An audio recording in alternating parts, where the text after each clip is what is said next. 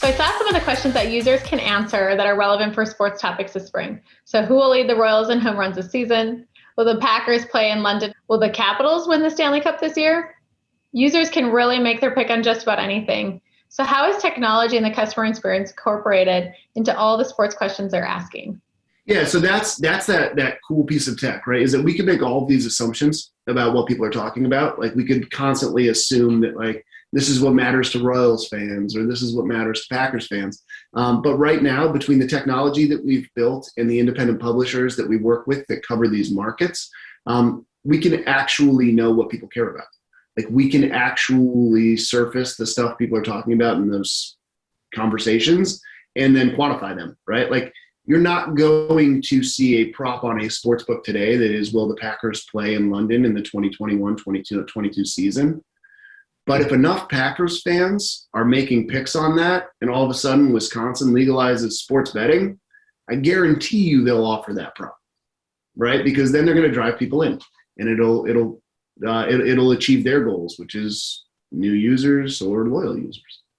Yeah. Well, and let's face it. So gambling's evolved from Vegas sportsbooks, like I talked with my dad, and back alley bookies to much more mainstream, and especially with the legalization and, how many states, and hopefully it will continue to grow. But it's happened really quickly. So betting has become the source of the conversation on pregame shows, every major network. So something that used to almost be taboo. So how quickly is it growing? Where do you see it going?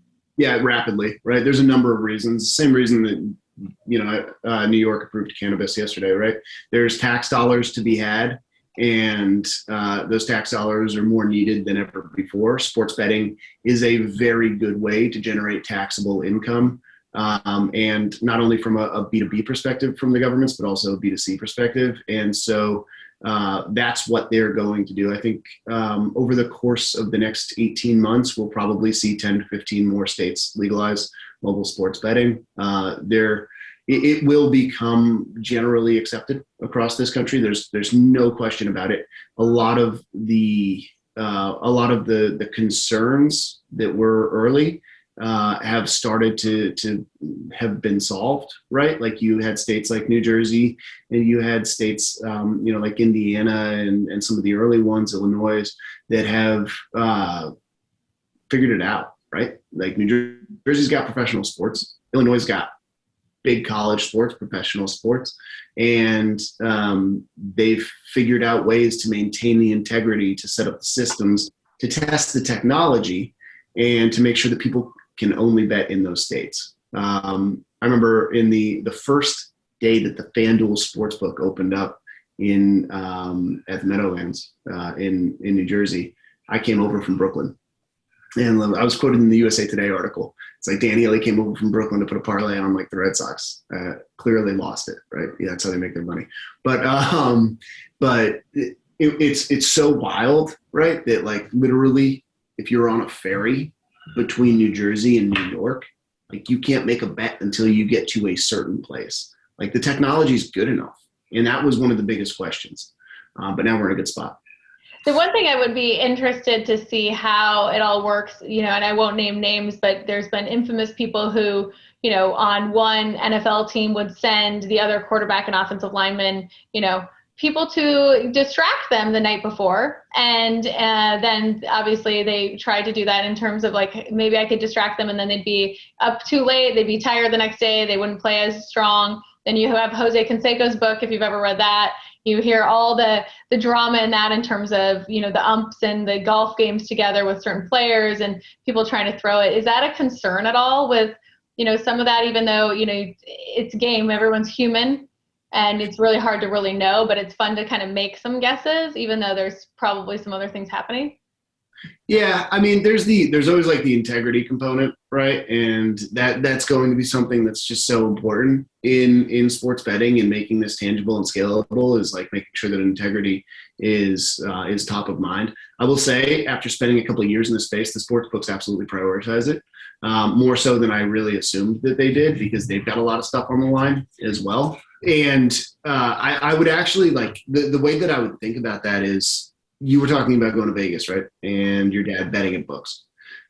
Sports books have always in Las Vegas kind of been an entrance to the casino sports betting is actually a very low margin kind of business, right? Like single digit percentage profits.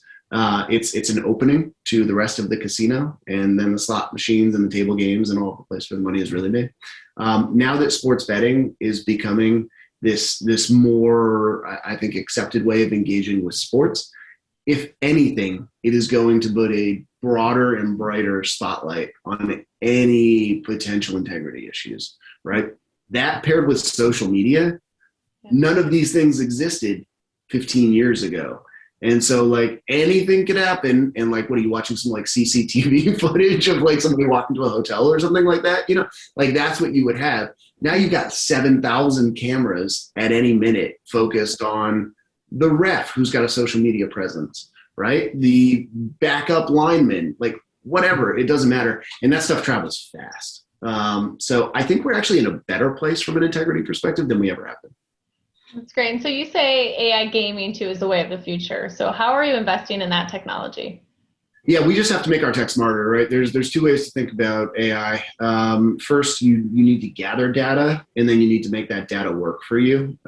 We're in the process of gathering data, funneling that data back to our prop database, and then surfacing the things that matter most. So that's the way we think about it. AI and artificial intelligence and machine learning are two very buzzy words that will start to make more sense to the consumer over the course of the next 3, 5, 7 years.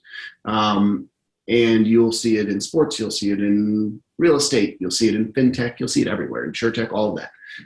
The way that we need to think about it today is if we're going to have a sound foundation on the machine learning side and artificial intelligence side of the technology, we have to effectively collect data and then test the way that we segment and distribute that data to see if it's actually working. And then if things work, you invest in the technology and you make it work on its own. Yeah, we have a lot of investment we've done in AI, machine learning, natural language processing. So we have a lot of that as well. It's interesting to see how far it's come, but where it can go, there's a lot of conversations. Our chief innovation officer, he's one of the most brilliant people I've ever met. And some of what he talks, I'm like, slow down first, like break it down a little bit more, because you're right, it is so buzzy. It's really, I like to really understand what it is that we're talking about or how it can make a difference. And, you know, when you start to get into quantum computing and whatever else there is, it's a whole different ballgame.